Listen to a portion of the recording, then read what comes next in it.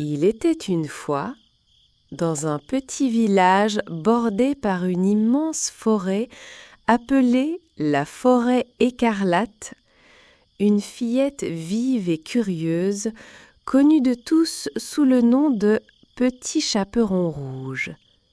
Son vrai nom était Lina, mais plus personne ne l'appelait ainsi.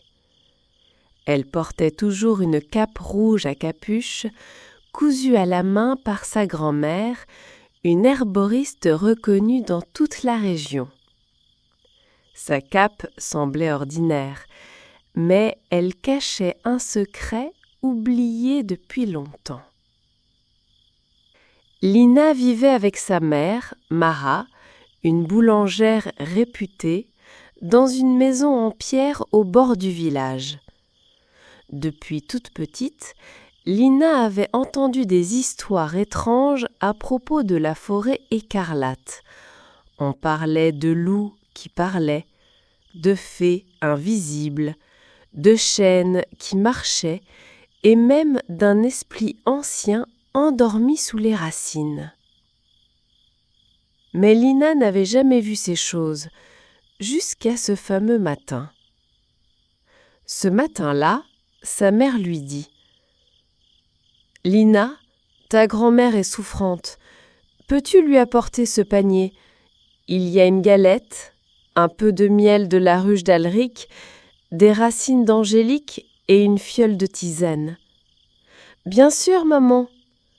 Et souviens-toi, ne quitte jamais le sentier, ne parle à aucun étranger, et si tu entends ton nom dans la forêt, ne réponds jamais. » Lina fut surprise par le ton sérieux de sa mère, mais elle promit.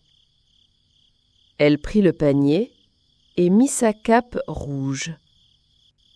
À peine avait-elle posé un pied dans la forêt que les oiseaux se turent et le vent sembla l'appeler doucement. « Lina, Lina !» Lina suivit le vieux sentier du sureau, que sa mère lui avait montré autrefois. Il serpentait entre des chênes immenses et des fougères hautes comme des enfants. En chemin, elle rencontra Holo, un écureuil à lunettes qui tenait un livre.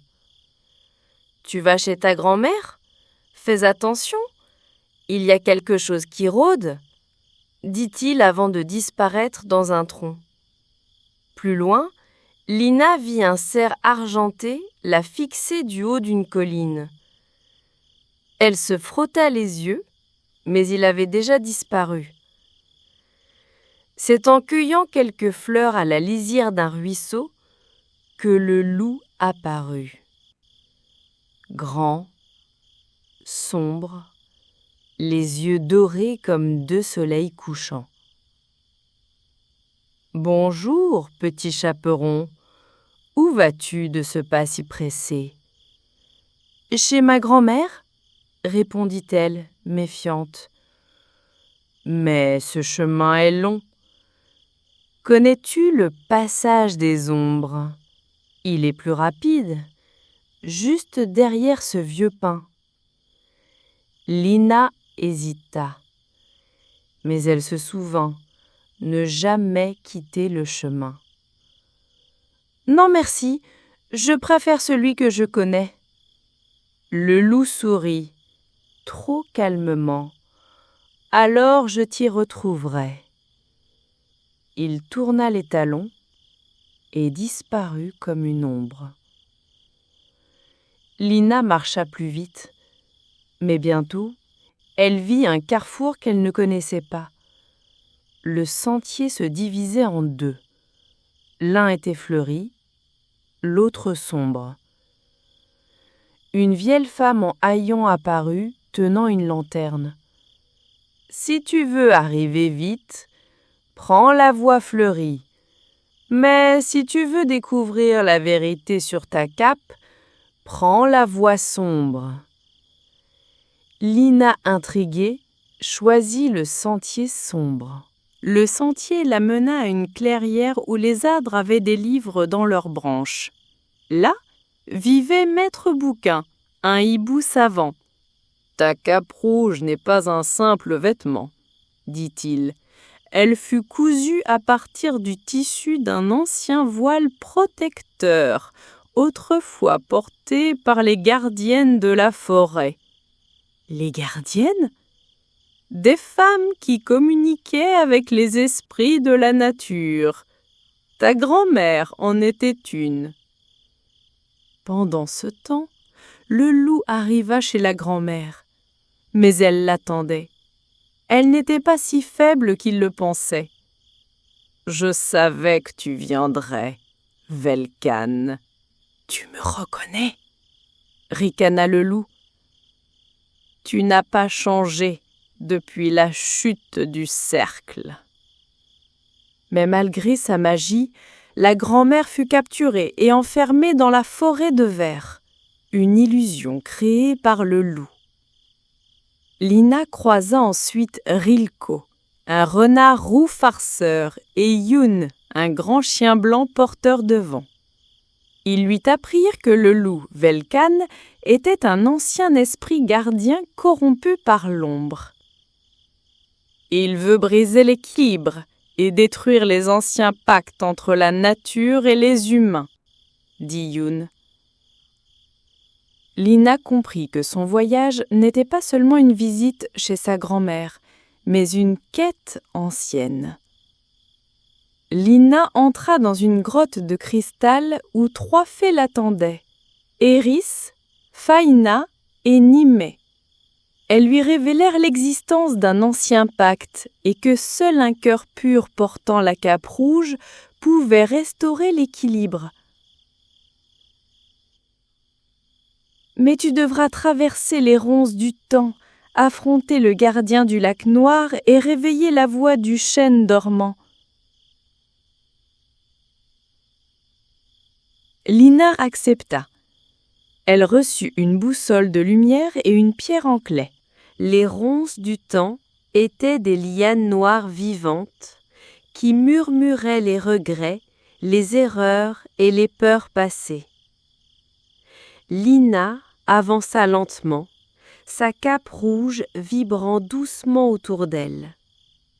Les voix l'assaillaient. « Tu n'es qu'une enfant! Tu vas échouer! Tu es seule! »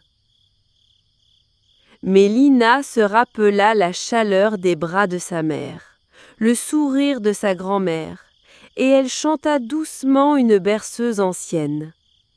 Alors, les ronces se figèrent. Le chemin s'ouvrit devant elle. Plus loin, elle arriva au bord d'un lac sombre comme la nuit. Au centre se dressait une île, sur laquelle brillait un chêne argenté endormi. Mais le passage était gardé par une immense créature, Abyros, le gardien du lac. Pour passer, tu dois répondre à 3 énigmes.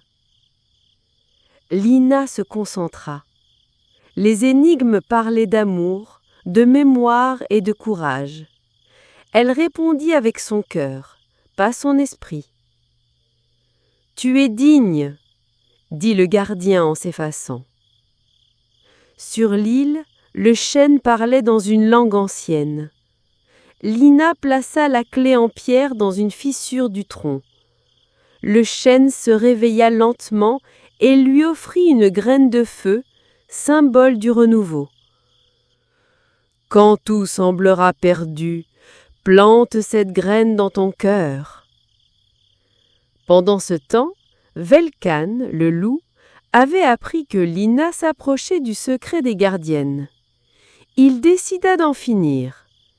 Il déchaîna les ronces noires, envoya des corbeaux d'ombre et réveilla ses alliés corrompus, des créatures mi-bêtes, mi-esprits. Mais Lina, guidée par la boussole de lumière, évita tous les pièges, jusqu'à la forêt de verre. Lina entra dans la forêt où sa grand-mère était prisonnière. Chaque arbre reflétait une illusion, un faux village, une fausse mère, une fausse grand-mère. Mais Lina sentit que quelque chose n'allait pas. Elle ferma les yeux, plaça la graine de feu sur sa poitrine et la laissa éclore. La lumière embrasa la forêt. Les illusions fondirent. Sa grand-mère, Tommy, apparut, libre. « Tu as trouvé la vérité. Tu es prête, mon enfant. » Tommy mena Lina dans un sanctuaire caché. Là, les anciens esprits de la forêt, le vent, la lune, l'eau et la racine formèrent un cercle. « Lina, tu es la dernière gardienne. Acceptes-tu de reprendre le flambeau ?»« Oui, murmura-t-elle, la voix tremblante. La cape rouge s'illumina. Elle devint tissée de flammes, de feuilles et d'étoiles. Velkan rassembla ses forces. Des bêtes géantes, des loups d'ombre, des oiseaux noirs fondirent sur le village. Mais Lina, Tommy, Rilko le renard, Youn le chien du vent, les fées, les hiboux et même les arbres vivants, tous s'unirent. Ce fut une bataille longue, sous un ciel rouge sang. Lina affronta Velkan en personne. Au moment de frapper, Lina hésita. Elle vit, dans les yeux du loup, la peur d'être seule. « Tu étais un gardien autrefois, » murmura-t-elle. « Tu n'as pas à être un monstre. » Elle abaissa sa main. Velkan hurla. Il tenta de fuir, mais le chêne argenté lança ses racines. Il fut emprisonné à jamais sous la terre, là où plus aucun mal ne pourrait naître. Le calme revint, la forêt fut soignée, les pactes anciens renouvelés. Lina fut nommée gardienne de la forêt écarlate. Elle construisit une maison entre les arbres et aidait les voyageurs perdus, comme autrefois les fées l'avaient aidée.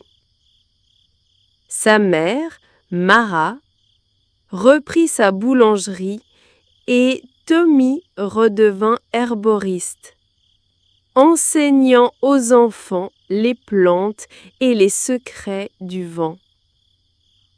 On raconte qu'au solstice, une lumière rouge traverse la forêt, qu'une fillette en cape rouge veille encore. Et si, un jour, tu entres dans la forêt écarlate, écoute bien. Peut-être entendras-tu. Reste sur le chemin et n'aie pas peur des voix dans les feuilles. Un conte magique sur la peur, le courage, le pardon et l'héritage des anciens. Thank you for following. This channel offers educational content for children aimed at developing their learning skills. Please subscribe and activate the notification bell to receive all the new and beneficial content. And activate the notification bell.